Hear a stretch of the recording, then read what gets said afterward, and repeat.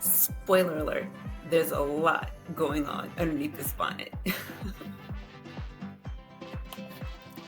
Wigs and weaves had me in a chokehold for nearly more than half my life. And then it took a bout with me and Chemo for me to realize that there was another journey for me, and that was nearly 10 years ago. And I just wanted to share it with you, our resilient fam. So come through. Life Unscripted with Daphne. Let's talk about it. So as I talk about this journey, definitely going to start how it began and how it started with me not realizing that I even had a problem with my hair. My grandmother raised me initially. My mother was in nursing school and my father was a professor of a university. And so neither one of them was at home.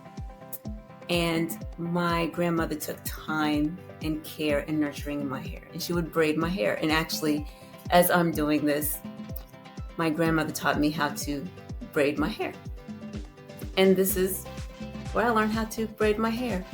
And I didn't know I knew how to do this until I took my locs journey years ago. So as I'm doing this, I'm thinking of my grandmother.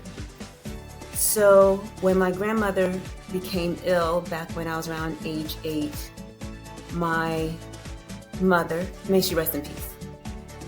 And I love my mother so much.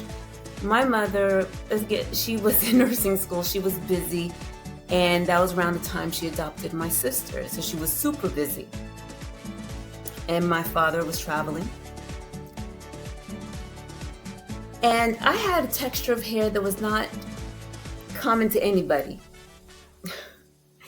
It's very dense, as you can see. It's very thick. It's very, very thick, very coarse, which I did not appreciate back then, which I love now. And so my mother, and this is the 80s, and I don't know if any of you remember this product. It was called Vigorol. Put a Vigorol product in it. And this Vigorol is think of a liquid relaxer in an 8-year-old's hair to loosen the texture up. And because my hair was so coarse when they tried to put it, I don't know if you remember the days, of course, for anyone who's, as you know, I'm 51, so if you remember the days of the hot comb and putting it on the stove, and even doing that, my hair texture was so coarse that after a day of playing in the hot sun, my hair texture would retract that quickly. One day. So if we did that on a Saturday, go to church Sunday, by Sunday afternoon, my hair texture would just coil right back up. So that's how coarse and dense my texture was. Back then it was seen as, in Creole we call it tête grande. It was seen as a negative. Because everyone in my family had this wavy, soft, light, and my hair was just so dense and coarse and difficult to manage, coarse texture. So because of that, it was just perceived as unmanageable. And to put this in context, my mother had a weekly standing hair appointment with the hairdresser. I remember this so clearly as a child. And so she would take both of us. We all had, and we called them beauticians back then. And my sister had the same hair texture as my mom, very soft. And if anyone remembers the relaxer Bantu, with the white, I can see it right now, Bantu relaxer, and they had the mild, regular, and super. Even the super, put this in context, even the super wouldn't take for me. The super Bantu would not take in my hair, the relaxer. That's how coarse my hair was. Picture it. Bantu super would not take in my hair. That's how coarse my hair was. So my father came home back from one of his travels overseas, and I don't know if my mom just complained about it or he overheard her complain. I got a jerry curl. Like everyone else had a jerry curl back in 83, 84, around when Thriller came out. So I had a jerry curl, and I thought I was just doing it. Everyone had potential like Michael Jackson and Thriller picture and everything. So, and unfortunately, when the jerry curls waved out, so did mine. So switched to a perm. Well, what happened when everyone switched to a perm with the jerry curl? Everyone's hair fell out. Well, so did mine. And my father was like, "Well, cut her hair off," because fathers usually don't know how traumatic that can be when you cut your child's hair off. So, unfortunately for me, I was a fat little girl. So they cut my hair off and I was fat. So 2 traumas. Oh, I can laugh now.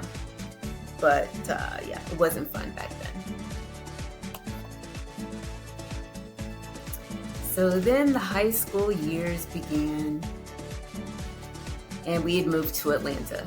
By this time, we had moved to the big city in Atlanta. We were in a small town. By that time, I had been raised in a small town Catholic school. So the nuns had raised me. So, and that was actually pretty cool to be raised by the nuns because they taught us, to this day, I still use their structure, the discipline,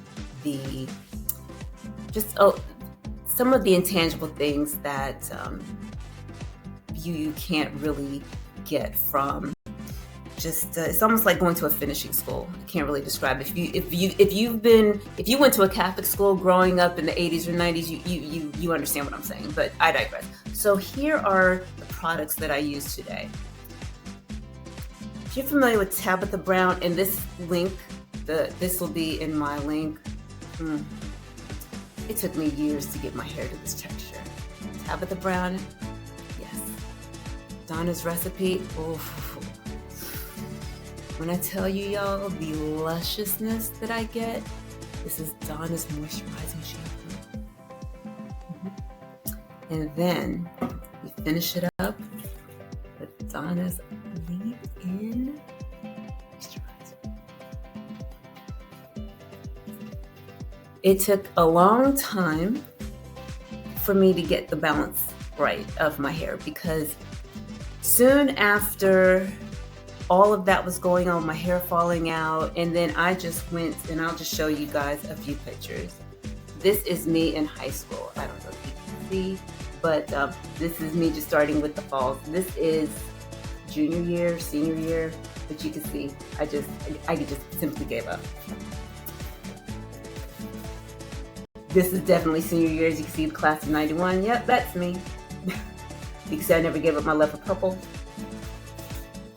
Then after that, I went full on wigs. Just full on wigs. Just the lighting thing, we're losing the light. But, yeah. So then just wrapping up, Donna's hair oil. I didn't know that you're supposed to be putting oil on locks to balance the moisture. And again, all of these products are in my, you can find all the link to the products in my description. So please check that out. That's what I used today. But to wrap everything up, on my 40th birthday, and this is years later after I just hid behind wigs, I would just chop all my hair off and just wear wigs. And then on my 40th birthday, I had been taking chemo drugs because by then I'd been diagnosed with Crohn's disease. And because I did not have health insurance, I was taking a chemo drug that had side effects. And this was just the cheapest option that I had, but its side effects was hair loss. And I was celebrating my 40th birthday in Manhattan. I remember, I'll never forget, I was washing my hair and I was staying with my friend. I partying, and I could picture it now. I was in the shower. We had reservations at Le Bernardin, Eric Repair's restaurant, and I was taking showers, washing my hair, and my hair started coming out in clumps. And at first I thought like something was crawling on me, and I jumped and my hair was just coming out, just in chunks. And this is July of 2013. And I told my friend, and he was fantastic. And he was just like, nope, don't. It's your birthday. I'm going to, and I had all these wigs, and I was like, well, I'm going to just put a wig over it. He said, I'm going to take you to my barber, and he'll fix it. And his barber gave me this really cool mohawk. I had this, because I had already, by that time I was coloring my hair blonde, because I was graying really weirdly. And he gave me this really cool mohawk. It was like just a mohawk, and it was just shaved on the side. It was just so awesome. And that was my first time just wearing my natural hair. And I didn't realize I'd never worn my natural hair, ever. I was 40. I'd never worn my natural hair since I was a teenager to that point. And I didn't realize I had never just made peace with my hair. I had been so traumatized by it. And I had been just mercilessly shamed about it. I didn't realize that instead of taking pride in my hair, I had allowed others to shame me about it. And I never took any kind of journey myself. I allowed others to shame me about my hair. I had my father's hair texture. Point blank in the period, I had my father's hair texture. And the only other person who had my father's hair texture was my brother. And because no other woman in my family had this texture, I never was able to connect with another woman who experienced a hair texture until I met my loctician. Shout out to Angie. So fast forward 2013. And I was an executive producer of a show called Kickball Divas, a reality show. Unfortunately, never came to fruition, but there was this young lady who had sister locks, and her locks were absolutely gorgeous. She was on the show.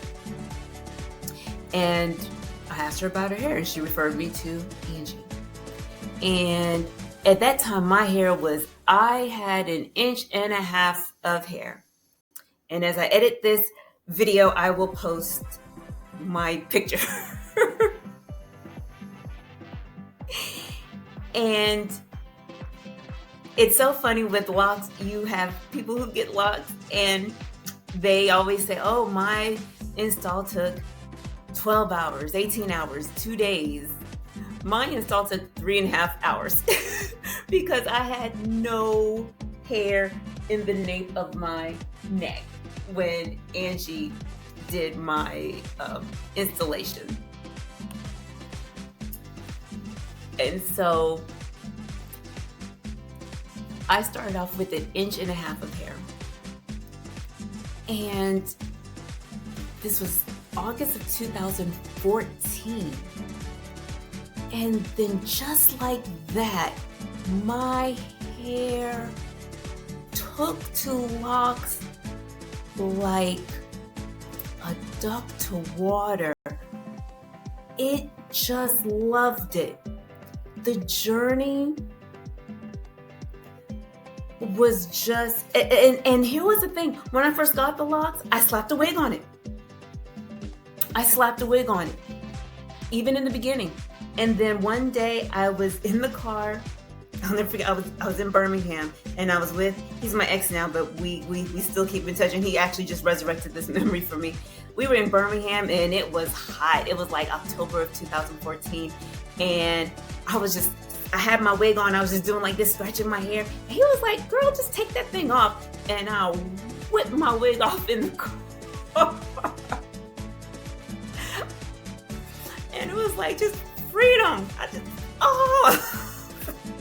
And that was the last time I ever put a wig back on my hair. And when I tell you I had a wig collection, I mean, I had names for them. I had a I had a wig collection, a big one. And I never thought that my hair could ever grow long. My hair never got past like ear length. And then, interestingly enough, with my locks, it never got past, after 2020, it got to my shoulders. And then something interesting happened 2020 when COVID hit. I discovered how to make rice water. And then that was the secret.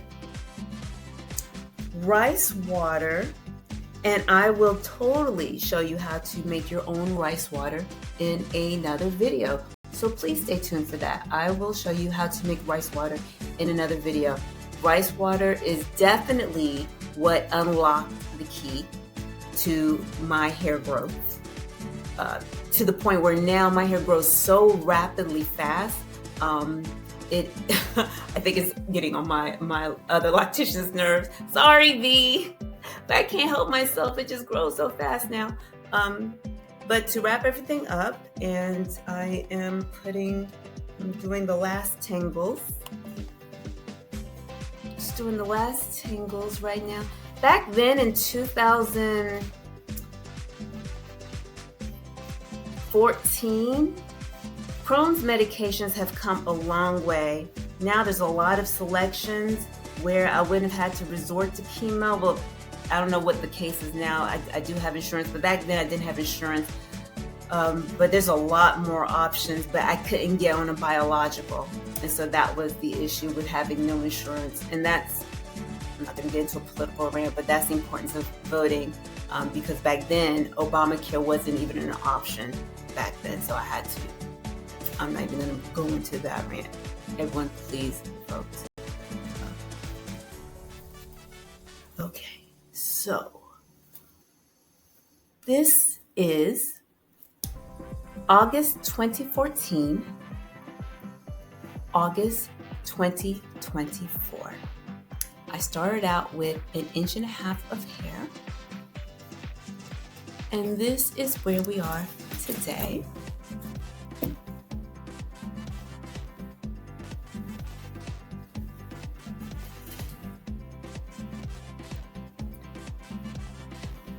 And I want to thank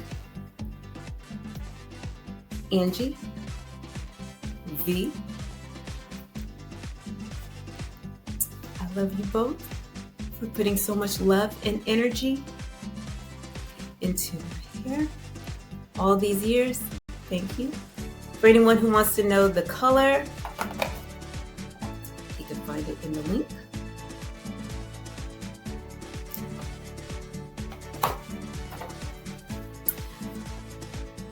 My upkeep that I use.